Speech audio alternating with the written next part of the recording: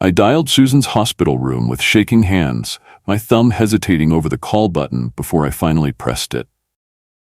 The surgery had gone well. They'd told me when I called the nurses' station earlier that morning. I just wanted to hear her voice and tell her I'd be there first thing tomorrow morning to bring her home safely. Her mother answered instead, and I knew immediately something was terribly wrong. "She doesn't want to speak to you," she said, her voice dripping with contempt that made my skin crawl. And frankly, neither do I. "Don't ever call this number again." Click. I stared at my phone like it had shocked me, my ears ringing in the sudden silence. My heart hammered against my ribs so hard I thought it might break through. We'd been married for 17 years. 17 years of taking care of her, working doubles and overtime to pay for Evan's college tuition, fixing up the house she wanted, being there for every single thing she asked of me without complaint. And now this? I tried calling back immediately, my fingers fumbling on the screen with trembling hands. The line was blocked. I sat down heavily on our worn couch, the one she'd picked out at a yard sale 12 years ago. My hands wouldn't stop shaking no matter what I did. This wasn't how things were supposed to go. She was recovering from gallbladder surgery. Something routine, simple. I was supposed to bring her home tomorrow, set her up on the couch with pillows, make her the chicken soup she loved. Instead, I got a dial tone and her mother's hatred burning through the phone line like acid. Something was very, very wrong with this picture. When I got home from work the next evening, exhausted and confused, my key wouldn't turn in the lock. I tried again, jiggling it the way I always did when it stuck during winter months. Nothing happened. The lock didn't even catch, like it was the wrong key entirely. Then I noticed the lockbox by the door was gone completely. The spare key we kept hidden under the fake rock near the mailbox vanished without a trace. My stomach dropped like a stone thrown into deep water. I walked around to the back door, my legs feeling weak and unsteady beneath me, also locked tight. New deadbolt I'd never seen before, shiny and silver against the old weathered wood of the doorframe. Through the kitchen window, I could see gaps on the counter where her coffee maker used to sit every single morning for years. The photos on the fridge were gone, leaving bare metal behind. Her cookbooks missing from the shelf by the stove where they'd sat collecting dust. That's when I saw the note, taped carefully to the glass with clear packing tape. I pulled it off with trembling fingers, my breath coming short and shallow in my chest. "Frank, you suffocate me. I want to live while I still can. Don't contact me again. My lawyer will be in touch." No signature, no handwriting I could recognize as hers. Just those cold, typed words printed on plain white paper. I stood there in my own backyard, locked out of my own house that I'd paid for, holding a note that felt like a knife sliding slowly between my ribs. 17 years of marriage, gone in a typed paragraph on printer paper. I drove straight to Evan's apartment across town, gripping the steering wheel so hard my knuckles turned white and my fingers ached. He was my stepson, but I'd raised him since he was 9 years old, and his real father disappeared. Paid for his braces when money was tight. Taught him to drive in my old truck on empty parking lots. Helped him move into his first apartment last year. Carried furniture up 3 long flights of stairs. He had to know what was happening here. He answered the door after the 3rd knock, but wouldn't meet my eyes directly, staring somewhere past my shoulder into the empty hallway. "Evan, what's going on?" "Your mom changed the locks on me. She won't talk to me at all. Her mother told me never to call again." He shifted his weight nervously from foot to foot, staring down at his shoes. "I don't know what to tell you, Frank. I really don't. You must know something. Please. I'm completely in the dark here, and I need answers now." He finally looked up at me directly. His face was hard and closed off. Nothing like the kid who used to help me build birdhouses in the garage on Saturday mornings while we listened to baseball games on the radio. "They said you'd be too pathetic to understand what's happening." The word hit me like a physical slap across the face. "Who said that? Who called me pathetic?" "Mom. Grandma. They've been planning this whole thing for months, Frank. I'm sorry." "Planning what exactly?" He shut the door firmly in my face without another word, the lock clicking into place immediately. I stood alone in the hallway, my breath coming in short, sharp gasps that hurt. "Planning? Months. Pathetic. What had I done to deserve this treatment? I ended up in the Walmart parking lot at 9 p.m., sitting alone in my truck with the engine off and the radio silent. The tears came without any warning. Big, ugly sobs that shook my whole body and made my chest ache like something was breaking inside permanently. I couldn't remember the last time I'd cried like this. Maybe when my dad died 8 years ago from cancer. Maybe never in my entire adult life. A tap on my window made me jump hard enough to hit my elbow painfully on the door. A young woman stood there, real concern clear on her worried face. "You okay, sir? Do you need me to call someone?" I wiped my eyes quickly with my sleeve, embarrassed to be seen like this by a complete stranger. Just tired. Long day at work is all. She didn't look convinced at all, but nodded slowly and walked away, glancing back once with concern, before disappearing into the brightly lit store entrance. I watched her go, then looked at myself in the rearview mirror. Red eyes with broken blood vessels. Gray stubble I'd forgotten to shave that morning. Deep lines I didn't remember being there before. 63 years old and crying in a parking lot because my wife threw me away like garbage. I'd worked hard my whole life without complaining. Never cheated, not once in 17 years. Never raised my voice in anger at her. Paid every bill on time, sometimes early. Fixed everything that broke in that house with my own hands. Showed up every single day, no matter what. And this was what I got for it. Complete abandonment without explanation. Back at my brother's place, where I was crashing on the couch and living out of a single duffel bag, I dug through the box of important papers I'd grabbed from my truck before they could disappear. Life insurance policy. Pension documents from my job. Power of attorney forms. Bank statements going back several years. I found what I was looking for, and my blood ran completely cold in my veins. 2 months ago, I'd updated my life insurance beneficiary form, changed it from my brother to Susan. She'd asked me to do it, said it would make things easier and cleaner if something happened to me unexpectedly. Made sense for married couples, she'd said with that sweet smile I trusted. I'd signed without thinking twice about it, trusting her completely with everything. 2 months ago. 8 weeks exactly. Right before she started pulling away emotionally from me. Right before she stopped kissing me goodbye in the mornings like she used to. Right before she started spending entire weekends at her mother's house without good explanation or reason. I stared at that date until the numbers blurred together, my vision swimming with fresh tears. Had this been her plan all along? Get her name on everything valuable I owned, then cut me loose completely and wait for something?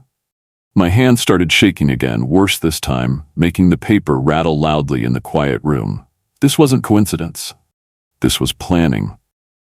I found out about the family dinner from a Facebook photo that popped up unexpectedly in my feed late one night when I couldn't sleep. My cousin tagged me by complete accident in a group shot. There was Susan, smiling wide and bright and happy, surrounded by Evan, her mother, her 2 sisters, even some cousins I'd helped move last summer when it was 90 degrees outside and sweltering. The caption read, "Celebrating Susan's recovery. Family means everything. So blessed and grateful." I wasn't in the photo anywhere. I wasn't even mentioned in the long list of comments below. I scrolled through dozens of responses from people I knew. Person after person saying how happy they were, she was okay, how wonderful and healthy she looked, how strong and brave she was through everything. Nobody asked where I was. Nobody wondered about the husband who'd been married to her for 17 long years. I checked the group chat we'd all been part of for years, the one where we shared recipes and funny videos and made holiday plans together. I couldn't find it anywhere in my messages. Searched 3 times, scrolling back months. Then I realized with a sick feeling, they'd removed me weeks ago, maybe even months. Made a brand new group without me, and never said a single word about it. Had a whole celebration without me, in person and online. I was the husband, and I wasn't even an afterthought in their minds anymore. I sat there staring at that photo until my brother came in at midnight and gently took my phone away from my trembling hands. Mr. Hensley's office smelled like old law books and coffee that had been sitting on the burner far too long. He was 70, if he was a day, with kind eyes behind wire-rimmed glasses and steady hands that didn't shake at all when he poured water into paper cups for us. I laid out everything on his cluttered desk: the lockout, the beneficiary change, the silent treatment from everyone, the family dinner I wasn't invited to, the note taped coldly to my window. He studied all the documents for a long time, his expression growing progressively darker as he read carefully through the timeline I'd written out in detail. Finally, he looked up over his glasses at me. "Frank, if I didn't know better from experience, I'd say they're setting you up for what we call the slow kill in legal terms." "What does that mean exactly?" "They want your pension money, your life insurance payout, your assets, and everything you've built over decades. But they don't want you around to enjoy any of it, or ask questions about where it goes." The words hung heavy in the air between us like smoke from a fire. "You're 63 years old, retired with a decent pension. If you died tomorrow suddenly, Susan would get absolutely everything. The insurance payout, the pension survivor benefits, everything you've worked for your whole life. But alive and divorced, she'd have to split it fairly, and she'd have to prove in court she deserves any of it." My mouth went completely dry, tongue sticking to the roof of my mouth. "You're saying she's just waiting for me to die?" He shook his head slowly, carefully. "I'm saying someone's thought this through very, very carefully over time. And it wasn't planned for your benefit, Frank." I walked out of that office feeling like the ground had disappeared completely beneath my feet. That night, I sat at my brother's kitchen table with the beneficiary form in front of me, a blue pen in my right hand, one piece of paper, one blank line where it said "Primary Beneficiary" in bold black letters. Susan's name was there in my own handwriting from 2 months ago, back when I still trusted her completely and without any question. I thought about everything that had happened recently. The coldness in her voice when she did speak, the planning Evan had mentioned, the pathetic comment that still stung deep, the secret family dinner celebration, her mother's pure hatred over the phone line. Then I thought about Charlotte instead of dwelling on anger. My niece, 28 years old, working 2 jobs to support her kid after her ex disappeared without paying a dime of child support. She'd stayed with me for 3 full weeks after I had my hernia surgery 2 years ago, cooked every single meal with care, cleaned the house, did my laundry without complaining, never asked for a single dime, just said family helps family when they need it most. I picked up the pen with a steady hand that didn't shake, crossed out Susan's name with one firm, decisive line through it, wrote Charlotte's full name carefully in the blank space provided. My brother witnessed it without saying a word, just signed his name at the bottom and dated it with today's date clearly. No drama, no announcements, no angry phone calls to anyone, just a ballpoint pen and a choice that would change absolutely everything. A week later, I was sitting in a cafe downtown trying to read the newspaper and failing miserably at concentrating, when I heard her distinctive voice cutting through the quiet morning air. Susan. She was 2 tables directly behind me with her mother, their backs to me, voices carrying easily across the small space without effort.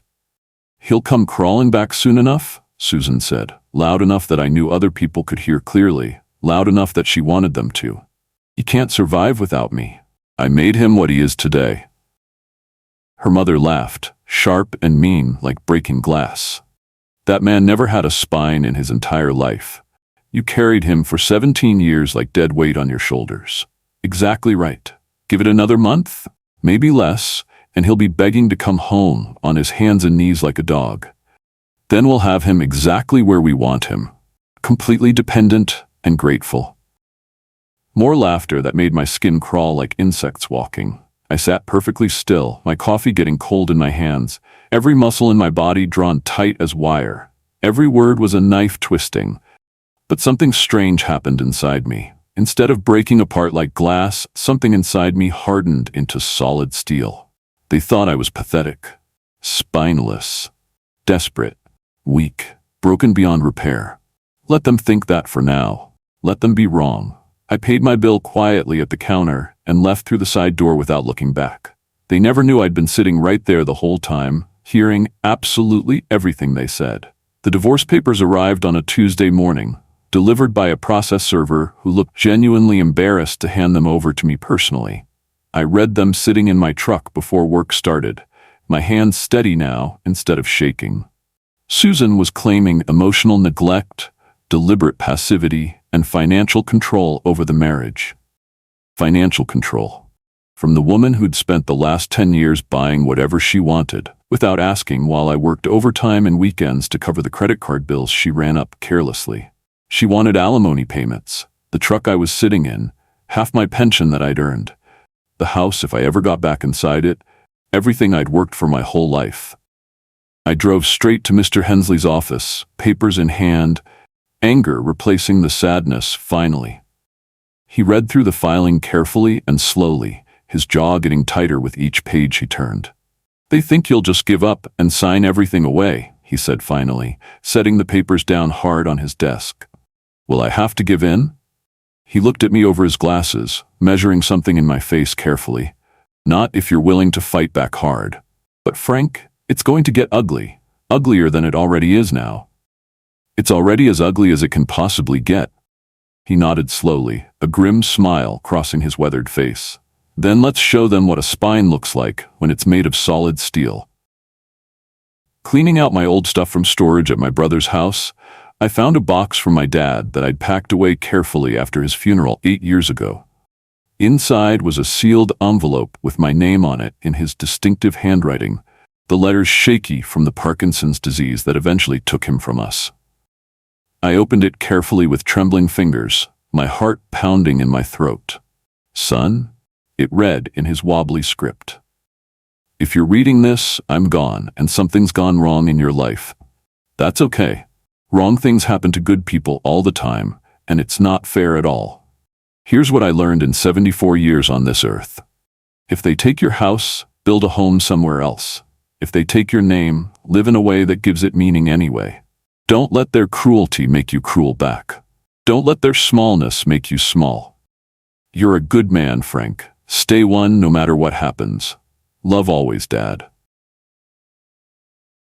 I read it 3 times slowly, tears streaming down my face and dripping onto the old yellowed paper. Then I folded it carefully and put it in my wallet, right behind my driver's license where I'd see it every single day for the rest of my life. My old friend Malcolm called out of nowhere on a Thursday afternoon while I was eating a sandwich alone in my truck. "Frank, I heard about Susan from your brother Tom. I'm sorry, brother. That's rough, really rough." "Thanks, Mal. I appreciate you calling. Listen, I know this is random timing, but I'm running a lakeside retreat upstate now. Need someone to help with maintenance work, fixing cabins, chopping wood, basic carpentry. The pay is almost nothing, I'll be honest, but there's a small cabin you could stay in, rent-free. Quiet, peaceful, good fishing. Thought you might need a change of scenery." I didn't even hesitate for a single second. "When can I start working?" "Tomorrow if you want to." 3 days later, I loaded my truck with everything I owned, which wasn't much anymore, and drove 4 hours north into the mountains away from everything. The lake was still and silver under the evening sky, surrounded by tall pine trees that smelled like Christmas all year. For the first time in months, I could actually breathe without my chest hurting constantly. The work was simple and physical in a way I desperately needed. Repair deck railings on cabins, replace broken windows, chop firewood for the guest cabins, paint shutters and trim. My phone barely had signal up here in the mountains. I liked it that way, more than I ever expected to. The silence was heavy and strange at first, almost uncomfortable after years of noise. Then it became comfortable, even welcome and healing. I'd wake up at dawn, make strong coffee, watch the sunrise over the water, while the world was still completely quiet. No arguments over nothing. No cold shoulders for imagined slights. No feeling like I was taking up too much space in my own life. Then one evening, my phone buzzed with just enough signal to get a call through. Evan's name flashed on the screen, making my stomach tighten instantly. I answered against my better judgment. "You changed the insurance, didn't you?" His voice was accusatory, angry, almost threatening in tone. I didn't ask how he knew or who told him the news. Of course they'd been checking, monitoring everything I did. "Goodbye, Evan." I hung up and turned off my phone completely, feeling lighter somehow than I had in months. 2 months passed in peaceful silence before Susan reached out directly to me. A text message, late at night when I'd turned my phone on briefly to check the weather forecast for tomorrow. Frank, can we talk? It's urgent. Please respond. I stared at those words for a long time, my thumb hovering over the screen. Another message came through seconds later. Mom's in the hospital again. The medical bills are piling up fast. I need help. I know you're angry, but please, Frank. I typed back slowly and carefully, choosing each word. Call Charlotte. She's the one who'll get the check now if something happens to me. 3 dots appeared immediately on the screen. Disappeared. Appeared again nervously. Then nothing but silence stretching out into the night. I set my phone down and went back to reading my book by the stone fireplace. She showed up on a Saturday morning, 3 weeks later, without any warning or call. I was splitting wood behind my cabin in steady rhythm, the axe coming down hard, when I heard a car crunching on the gravel drive. Susan got out slowly, looking smaller and thinner than I remembered her being. She'd been crying recently, her eyes red and puffy and old-looking. Frank, please, we need to talk about this. I set down the axe carefully against the woodpile. About what exactly? About us, about what you're doing to me and my family. Her voice cracked with emotion. You don't understand what your absence did to me. I'm falling apart here without you. I leaned against the woodpile, calm and steady and completely unmoved. I wasn't absent, Susan. You pushed me out with both hands. You changed the locks on our house. That's not fair to say like that. You had your mother tell me never to call. You threw a party and didn't invite me. You filed for divorce and painted me as the villain in everything. She looked away, unable to meet my steady eyes directly. Fair left the building the same exact day you did, Susan. She tried a different approach then, her voice softening into something pleading and desperate. The insurance, Frank, that's our security for the future. You can't just give it away to Charlotte like this. That's not right or fair to me. I already did. It's done and witnessed legally. But what about me? What about Evan? We're your real family, not her. I almost laughed, but it would have come out bitter and ugly. Evan called me pathetic to my face. You called me suffocating. Your mother said I had no spine at all. Why would I leave you people anything? Her face twisted with something between anger and genuine desperation and fear. We didn't mean it like that. You're taking everything completely wrong. Then how did you mean it, Susan? Explain. Silence stretched between us like a deep gulf opening up. Here's something else you should know, I said quietly, my voice even and calm and controlled. I also reversed the power of attorney you convinced me to sign last year. Everything's in a family trust now, completely out of your reach forever. Her eyes went wide, face going pale as white paper. You planned a quiet takeover of everything I owned. I continued steadily without emotion. I just walked away before you could sign the final deed to my estate. Evan arrived less than an hour after Susan left in tears, her car spraying gravel everywhere. He burst out of his car violently, furious in a way I'd never seen before in his life, face red and hands shaking with rage. You're ruining everything. We planned for years for this. There it was, the truth, raw and ugly and finally out in the open air. Years? I kept my voice level and calm, not rising to match his anger. Mom's been struggling financially for years. Grandma's been sick and needs expensive care. We needed this money desperately. Needed what exactly, Evan? Say it. The money, the security, the insurance payout. You were supposed to. He stopped abruptly, realizing what he'd said, what he'd just admitted to out loud. I was supposed to what, Evan? Die quietly and leave you everything? Is that the plan? His face went from red to white in seconds flat. That's not what I meant at all, Frank. But it was exactly what he meant. We both knew it. The truth hung there between us like smoke you couldn't blow away. I pulled out my phone and showed him the recording app, still running and capturing everything he said. You just admitted to conspiracy and fraud on tape? My lawyer's gonna absolutely love this evidence. The color drained completely from his face. Mr. Hensley filed the countersuit the very next morning, moving fast and aggressive. Fraud, coercion, conspiracy to obtain financial gain through manipulation and systematic abuse of trust over time. The evidence was airtight and completely damning. Evan's confession on clear audio tape, the timeline of the beneficiary change. Susan's coldness immediately after I signed the papers. Suddenly they weren't on the offensive anymore, demanding my money and assets. They were scrambling desperately, trying to defend themselves against serious criminal charges. Susan's lawyer called mine 3 times in one day, trying frantically to negotiate some kind of settlement to make it disappear. Mr. Hensley just smiled when he told me about the panicked calls. Let them sweat it out for a good while. Susan's sister, Patricia, reached out to me directly through a Facebook Messenger request out of the blue. We met for coffee in town the next day, neutral territory where neither of us had advantage. Frank, I had no idea it went this far. I'm absolutely horrified by what she did to you. I studied her face carefully across the table. She looked genuinely upset, real tears forming in her eyes. This isn't the first time she's done this, she said quietly, stirring her coffee without drinking any of it. Susan did something similar to her first husband years ago. Not this elaborate, but she has a clear pattern of behavior. My stomach turned over hard. She convinced him to refinance their house in her name only, said it was for tax purposes, made it sound smart financially, then filed for divorce a month later. He lost everything, had to move in with his elderly parents at 50. Why didn't anyone warn me before I married her? We thought she'd changed after therapy sessions, that you were different, that she really loved you this time.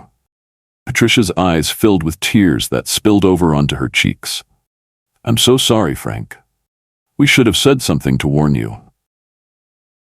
I wasn't the first victim of her schemes and manipulations, just the biggest prize she'd ever gone after successfully. The courthouse was cold, air conditioning running way too high for the mild weather outside. Susan sat across the aisle with her expensive lawyer, her mother beside her dressed in a black dress like she was attending a funeral service. When the judge asked her to explain the timeline of events, she started crying right on cue like an actress. I was scared, Your Honor. Frank became controlling and distant over time. I felt trapped in my own home. I watched her perform like she was on stage, the trembling voice, the dabbed eyes with tissue, the shaking hands for dramatic effect. Then Mr. Hensley stood up slowly and deliberately from his seat. He presented the evidence methodically and calmly without emotion. The beneficiary change exactly 2 months before she emotionally withdrew from me. The lockout. The family gathering I wasn't invited to or mentioned at. Evan's recorded confession played clearly for the whole courtroom to hear. The judge's expression hardened with each piece of evidence presented to the court. Mrs. Reynolds, this appears to be a calculated and deliberate attempt to manipulate your husband's assets through systematic emotional abuse over time. Susan's tears stopped immediately, like turning off a faucet. I'm denying your requests for alimony and asset division completely. The gavel came down hard and final on the bench. I kept my pension completely intact. The truck stayed mine to drive. The divorce was finalized without alimony or settlement of any kind whatsoever. Susan's mother had mortgaged her house to the absolute hilt based on the expected payout for my life insurance, counting on money that would never come now. She lost it 3 months later in foreclosure proceedings at the bank. I walked out of that courthouse into bright afternoon sunshine, feeling lighter than I had in years. The air felt different somehow, cleaner, like I could finally breathe all the way to the bottom of my lungs without pain. Mr. Hensley shook my hand firmly on the courthouse steps. Go live your life, Frank. You earned every bit of it through this fight. I intended to do exactly that, starting right this very moment. 6 months later, an envelope arrived at the retreat addressed to me in familiar handwriting. Evan's handwriting on the front, messy and slanted like it had always been. Frank, I've had a lot of time to think about everything that happened between us. You were the only real father I ever had in my life growing up. I messed up badly. I let Mom and Grandma convince me you were the problem, that you were holding all of us back financially. But you weren't the problem at all. I was just greedy and stupid and selfish and wrong. I don't expect forgiveness from you after what I did. I just wanted you to know I'm genuinely sorry for everything I said and did. I read it twice, sitting by the lake as the sun set slowly. Then I wrote back on simple lined paper from my cabin. Evan, let this be your lesson to learn from for your future. Not my burden to carry anymore for you. I hope you find your way forward in life. I didn't hear from him again after that single letter. Malcolm suggested I start a support group at the retreat one evening over dinner together. Lots of guys come through here carrying the same exact weight you did when you arrived, he said. Might help them, might help you too in the process. So I did, posting a simple notice in town on bulletin boards at the grocery store. Every Thursday night, men would gather in the main cabin by the stone fireplace. Divorced, betrayed, starting over late in life when they thought it was too late for them. We'd talk honestly about our experiences, share stories without judgment or shame, offer advice when asked, sit in comfortable silence when words weren't enough to express the pain. I wasn't a victim anymore, telling a sob story for sympathy from strangers. I was living proof you could survive it and come out stronger on the other side. The group grew steadily week by week, 10 men showing up, then 20, then more kept coming every week. The lakeside retreat became a sanctuary for broken people learning to be whole again. One evening the next spring, my phone rang unexpectedly while I was reading. Susan's number appeared on the screen after months of complete silence. I let it go to voicemail, my hand perfectly steady this time. Later that night, I listened to the message just once through. Her voice was weak, defeated, nothing like the strong woman I'd married 17 years ago. Frank, I made a terrible mistake. The biggest mistake of my entire life. I'm alone now. Evan won't talk to me anymore after what happened in court. Mom passed away last month from her illness. I'm sick too. The doctors say it's serious, maybe cancer. I have nobody left in the world. I just wanted to hear your voice one more time before it's too late for me. I played it once all the way through without stopping or pausing. Then I deleted it permanently without saving or responding to her at all. I had nothing left to give her, nothing at all anymore. I'm sitting by the lake now, watching the sunrise paint the sky brilliant orange and deep pink. It's been 3 years since she told me not to call her again. So I didn't call. I just changed one single name on a form. That single act saved my life, my dignity, and my entire future from destruction. Susan wanted me to be pathetic, spineless, desperate, broken, dependent on her forever. Instead, I became completely free from her control. The water ripples gently in the morning breeze, catching the golden light beautifully. Somewhere behind me, the men from last night's support group are making breakfast together, laughing loudly about something stupid, one of them said. I take a long sip of hot coffee and smile genuinely for the first time. She said, "Don't call me again." So I didn't. I just took my life back instead of begging, and I've never looked back since that day in court. The best revenge is living well and free. They wanted me broken. I became whole instead.